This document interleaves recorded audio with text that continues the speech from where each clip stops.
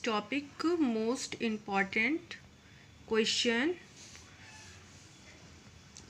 It is a objective question. सही विकल्प चुनिए। फर्स्ट, ओल्ड यानी कि वृद्ध अवस्था के क्या क्या सिम्टम्स होते हैं। फर्स्ट, त्वचा में झुर्रियाँ पड़ना, बाल सफ़ेद होना, त्वचा का पतला होना, उपरोक्त सभी ओल्ड एज में ये सभी होते हैं, इसलिए ये राइट होगा। सेकंड है हमारा, निम्न में से वृद्ध अवस्था में होने वाला तंत्रिका तंत्र से संबंधित रोग। फर्स्ट है हमारा पार्किंसंस, और सेकंड है निमोनिया, और थर्ड है हमारा ग्लूकोमा, और फोर्थ है हमारा गठिया।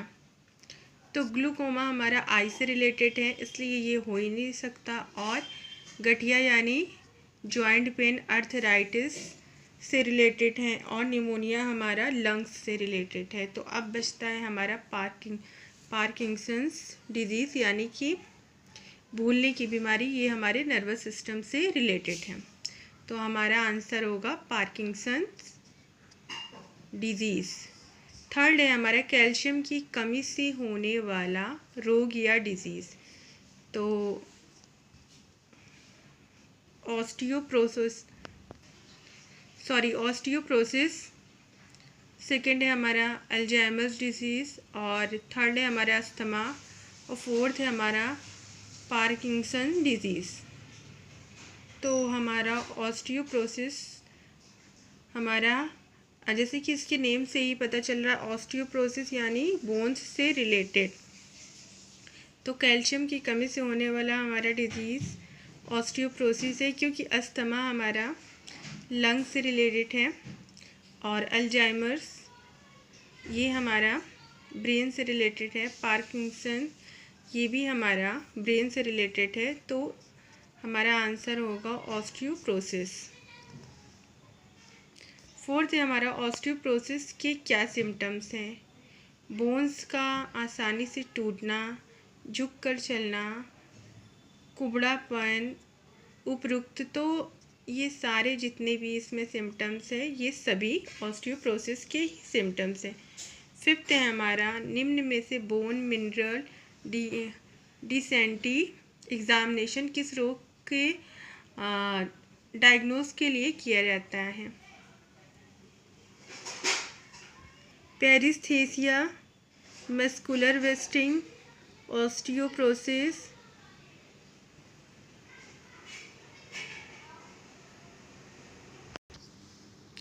निम्न में से बोन मिनरल डिसेंट्री एग्जामिनेशन किस रोग के डायग्नोस के लिए किया जाता है। पेरिस्थेसिया सुन्न करने के लिए किया जाता है, मसल्स वेस्टिंग यानी कि मसल्स वीक हो जाती है, और सोरायसिस यानी स्किन से रिलेटेड है। तो हमको क्या हुआ है, हमको बोन से रिलेटेड, तो बोन से रिलेटेड हमारा क्या है, ऑस्टियोप्रोसिस, यानी ऑस्टियोप्रोसिस का हम एग्जामिनेशन करेंगे। अब हमारा 6 आ गया है विटामिन, जो कि कैल्शियम के अवशोषण में भूमिका निभाती है। कैल्शियम के लिए कौन सा विटामिन इम्पॉर्टेंस है। देखिए, विटामिन ए की कमी से हमें क्या हो जाता है, रतौंधी हो जाता है।